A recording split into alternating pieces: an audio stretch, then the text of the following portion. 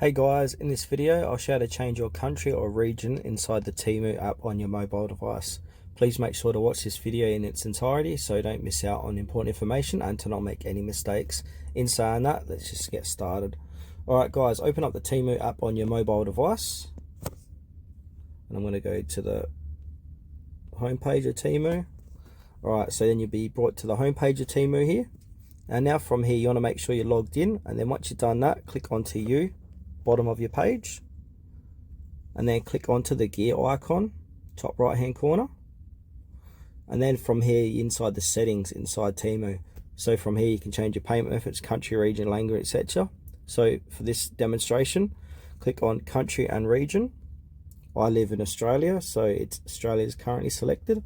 But if for whatever reason, if you need to change your country and region, just simply click on it, then head back, and then your country has been changed inside your Temu app. So that's it for this quick tutorial guys. Thanks for watching to the very end. Please consider to like this video and subscribe to our channel if you found it was helpful.